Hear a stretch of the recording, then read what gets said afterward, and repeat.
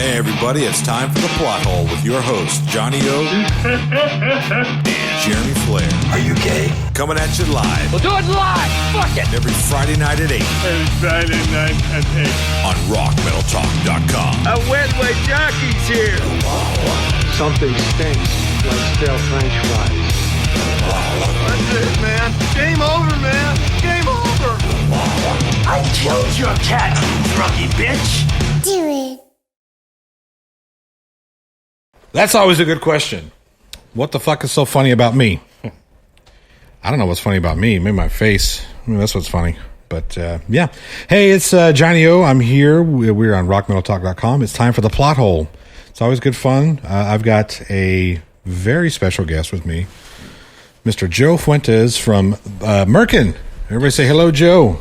Hello, everybody. Everybody say, hey, Joe, where are you going with that gun in your pocket? Oh, are you fucking tired of that joke yet? You know what? I don't get that joke very often, to really? be honest with you. Yeah, I think I've heard it maybe in my entire life a handful of times. All from me.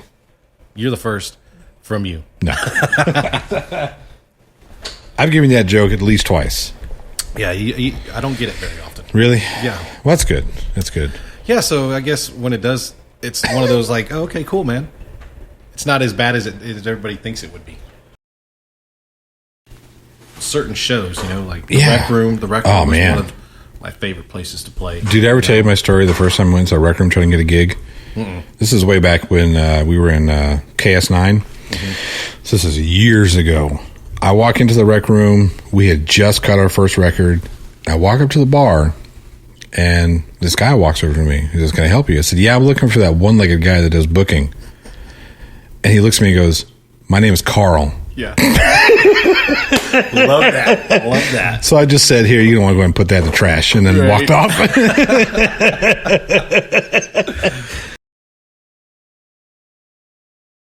All right, so before the show started, we started talking about Merkin and the recording process and whatnot, and talking about the song we played, the lead in, Danny Phantom, how you hate that song. I don't hate it. It's one of my least favorite songs. Why? Well, the song, okay, so from what I remember, the song was put together very quick, right? So I wrote the guitar line. So most of the guitar lines, if not all of them, were written in 5-10 minutes. Everything. Right. I mean, solo and all of that, the solos you hear, that's what I came up with. Right. And it stuck. So there wasn't a whole lot of changing. Maybe a couple songs we would tweak things a little bit here and there, yeah. But for the most part, what I wrote on guitar is what stayed.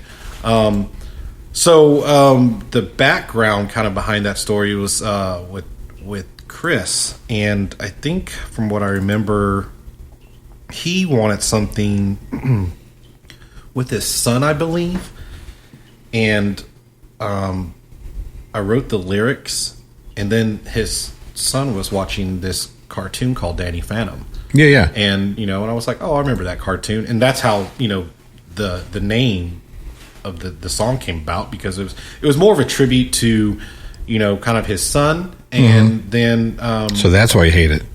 No, that's not what I hate. I'm kidding.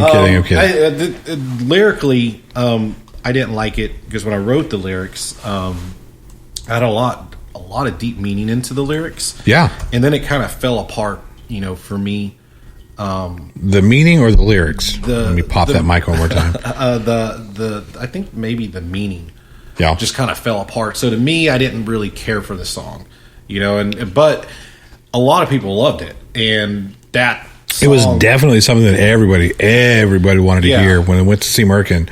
Yeah. It wasn't like, oh, I hope they play this, or I hope they play. It was always, yeah. You know what I mean? There were a couple shows we didn't play it, and people let you know about it. Oh yeah, we heard about it, and it was like, why didn't we hear it? I'm like, well, it's like, well, we got other songs, and we have so much amount of time to play, and then new materials coming out, and it's right. But there were a lot of other great songs that people loved too. Sure. But that was one that was kind of, to me, like, and I think even Cameron was kind of like, I don't want to play it. We would do shows and be like, we're not going to play this song tonight. Right. And I think maybe between all of us, one of us would say at some point, like, oh, we got to play it. They're expecting here, or at least, and then, no, we're not going to play it. But 9 times out of 10, we played the song, you know. And we usually ended the show with that song. It's such a good song to end your set. Yeah, you know, because you've got that like audience participation. You know, it's just that song is just built for audience, right? Yeah, and I don't think we ever opened up with the song, but I know we've played the song in the middle of a set, and it felt weird. Yeah, you know, but it also had a relief because it was like, oh, that's fucking over with. We don't have to worry about that song tonight. You know, at least for me, you know. But all right, so I can't have you out here on the eve of the apocalypse and not address the apocalypse.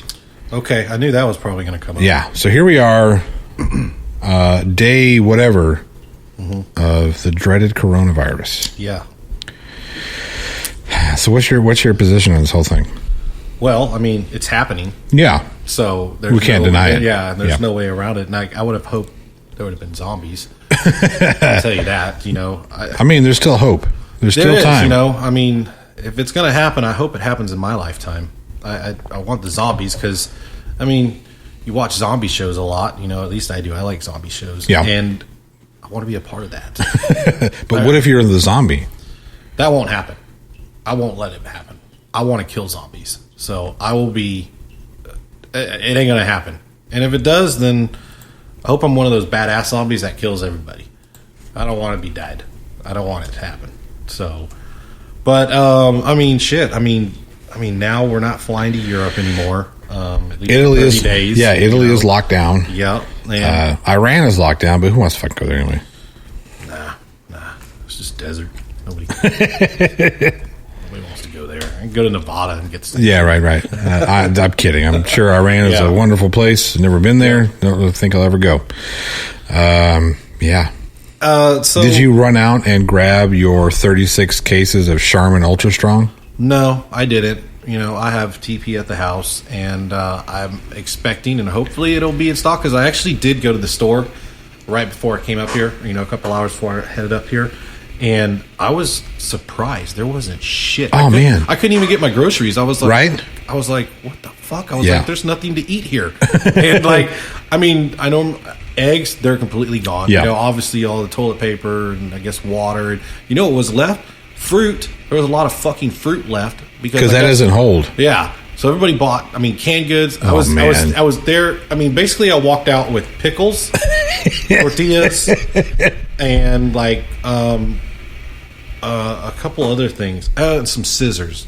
And that was about it. Scissors, because you got to be able to stab people in the throat. Yeah. Right. Well, I went specifically to get scissors because I didn't have any. And I needed scissors to cut my hair. And so I went to the store, Walmart, specifically to get scissors. Yeah. And I was kind of like, surely these would be out. And so when I went down the aisle that has scissors, there was one pack of scissors. And I was like, no. I was like, you got it. Who the fuck wants scissors right now? Well, then I walked a little further down, and there were the selection of scissors. I was like, okay, because it was like $10 for a pair of scissors. Yeah. I'm like, hell no, I'm not paying $10 for scissors. I'm going to use it maybe 4 times out of the year, if that. So no, but yeah, there was no food, and it's like, I think people are taking it to the next level. Yeah. Okay. You know? So I did kind of the same thing, right? And this is before it got really bad. Mm-hmm. I went to the grocery store because we legitimately need groceries. Like we needed toilet paper. There's my roll of my case of toilet paper that we legitimately needed for the house. Mm-hmm. Not because, you know, coronavirus, just because you need it. There's 6 fucking people here. Yeah. That's a lot of asses to wipe. Yeah. Yeah. I go down the aisle and it's the only fucking thing of toilet paper left. The only one.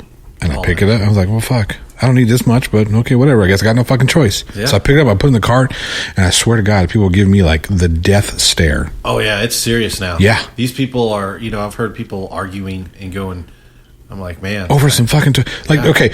And so you got people that say, well, the media is blowing this shit up, and the media is causing all this media, right? And I'm thinking, you know what? I don't know what fucking media you're watching, but I have yet to hear any media outlet tell us that we need to go out and buy 36 fucking cases of Charmin Ultra Strong. You know, and I mean, so when I first started hearing about toilet paper running out. Everybody's I kind of threw me for like a loop because I was like, what the fuck do you need toilet? Why is everybody buying all the toilet paper? Yeah, right. Of all the things, like I get the Lysol and the hand sanitizer and the antibacterial soap, but fucking toilet paper. You know, I would think maybe paper towels. Yeah, you know, they're gone too. Yeah, I know those are gone, but like I guess maybe because paper towels went first.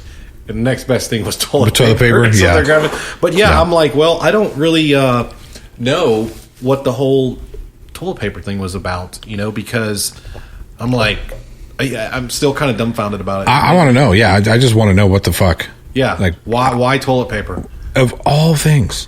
It's whatever. I get canned goods, right? I get boxed food, whatever. Yeah, toilet paper. It's a mystery. People do weird things. Yeah, if you need 36 cases of Charmin Ultra Strong, it's not the coronavirus that's killing you. Yeah. It's IBS. Yeah. And apparently there's a lot of people that have it. Yeah. Fuck. That's the new disease. Yeah. IBS. Right. That's it. Yeah. You know, the coronavirus is a fucking cover up for IBS. That's what it is. Dude. That's what it is. All right, so I want to talk about this Corey Feldman thing. I don't know if he's going to name names. He already did, right? So he years ago, he started this GoFundMe, right? Started crowdsourcing to make this movie that came out. This document. No, he said it wasn't a documentary. Oh, it was a movie with real actors, and he said he needed $10 million to make this movie. Good Lord! And I'm thinking, fuck. $10 million to make a movie where you rat out a bunch of people for touching you in the pee-pee when you were youngie? Fucking hell. Sounds like you lost a case and you're trying to recuperate. Yeah. Conspiracy. No, but here's the thing, right? Corey Feldman goes on all these rants about how Hollywood is pedophilia, everything's they're just passing around boys and, you know, all this shit that I'm thinking, dude, if you're really trying to do something good, why the fuck don't you just say, hey, this guy did it, this guy did it, this guy did it, this guy did it? Yeah. Protect some people. Right. Why is it, no, I'm not going to say anything until I'm a failed musician, has-been actor, and I'm going to beg for $10 million to make this movie. Yeah. Regardless of what happened to him, right? So I truly do believe that he was physically and sexually abused as a child. Yeah. 100% believe it. But why the fuck? I mean, money, man. He needs money. I get it. Yeah, I understand you need money because did you see his band? No, I didn't. It's my God. Bad. Is this as good as Macaulay Culkin's band? No. I don't know what Macaulay Culkin's band sounds like, but this is awful. Let me see if I can. Let me see. Well, they can't hear it on the thing, so it's not a big deal. But no, I haven't heard. I think I've seen it. Yeah, like, but, it was on. It was on the Today Show. Good Morning America, or some shit. Yeah, Good Morning America. I think it was. Yeah. But I don't remember. It didn't sound like it would be. It was awful. So I didn't watch it. And he can't sing. Like some clips of it. Yeah. He can't sing. It doesn't look like he can. He doesn't strike me as a singer. No. So. And he tries to do all this like weird dance shit. And that's the core. That's the core that I know. That's the core that I know. Oh man. So this movie comes out. And he's charging. It's like a pay-per-view sort of thing. He's charging people all this fucking money. What? Yeah. Pay-per-view thing online, charging people all this money, and then the site fails. Conspiracy. That's what he said. Well, see, you know what it could have been. So when he started talking about this, and he was like, "I'm going to air it live stream." You know, this day, March 9th, right? So, and I was like, surely the people that did this know about this. And I'm like, one or two ways, this is going to happen one or two ways. Either they're going to give him a lot of money to shut up and something's going to happen, like, you know, it can't be aired or whatever, you know, and they shut him up with a lot of money. Yeah. Or he's getting ready to unleash some shit and bring a lot of people down. Right. You know, it's one or the other. And No. I put none of those happened. None of those happened. Did it air? It aired. Okay. Okay, so it was 45 minutes late, but it did finally air. Okay. And he even put on there, being hacked. I'm being hacked. Which people are like, dude, if you're being hacked, is my fucking shit safe? Yeah. I put my credit card information to buy this shit. Am I going to, you know, whatever? Yeah. And then this movie comes out, and it's everybody he's already fucking named. Oh. Like he never officially said Charlie Sheen sexually abused Corey Haim, which personally I think is bullshit, right? That should never have been put in this film. Yeah. He never should say that because just pop this mic one more time. He's not it wasn't Charlie Sheen raping Corey Feldman. Yeah. It's Corey Feldman saying some hearsay bullshit, right? Accusing him of doing something to somebody else. Well, Corey Haim told me that. Well, Corey Haim's not alive to verify that accusation. Apparently, he told him he wanted him to tell for him. Yeah, but here's the thing. Corey Feldman died Long time ago. A while ago. Like 10 years ago. 10 years, like 7, I think. Something like that, yeah. Yeah. I can't remember. I think I was still working at NLS. That was about 10 years ago. Yeah. Yeah. Anyway, yeah. 10-ish years. Could be 7, whatever. Why the fuck did you wait? Here's the thing. Why'd you wait until he died? Yeah. If you know something's wrong and, hey, Charlie Sheen, you did some bad shit, go to the cops. He says he did go to the cops. Oh, yeah, he did. Yeah, they I read didn't that. do anything about it. But, I mean, you know, when it comes to... Okay, cool. You went to the cops and the cops didn't do anything about it? He said they kept asking him about Michael Jackson. They just wanted Michael Jackson. Right. So I remember that whole investigation thing. It was Macaulay Culkin and Corey Feldman were kind of wrapped up in that whole thing. Mm-hmm. And neither one were like, dude, we just hung out. We, had pizza and played with a monkey, not his, but his. Yeah. And went home. No big deal. Yeah. None of that stuff happened. And that's the thing that kind of pissed me off by Corey Feldman, because it wasn't until after that Michael Jackson documentary came out a couple of years ago that Corey Feldman started like changing his tune about the whole Michael Jackson business. Like, dude, you're just fucking looking for, you are grasping at straws. Attention. Yes. Yeah. You're grasping at straws. Wants to be back in the spotlight. Yeah. He wants money. And he got money. I guess. I was going to watch it until I found out you had to pay for it. And I was like, hell no, I'm not paying for this. Yeah, I'd watch it, but I'm not paying for it. I don't know how much tickets were, but... I don't either. It wasn't, I think it was like $10, but still. Still. Yeah, I'm sorry. So you do believe he was abused? Oh, absolutely. Absolutely. I believe Corey Haim was abused too, sexually abused too. One of the they did that. What was that movie they did with the driving? License to Drive or some shit like that? License to Drive. So there was one of the actors on that one is the guy, like the main guy that he already accused, that he reaccused in this thing, renamed. John Grissom, I think is his some name. shit like that. Because it's the same name as a novelist. Let's see. Let's pull it up. Let's see here.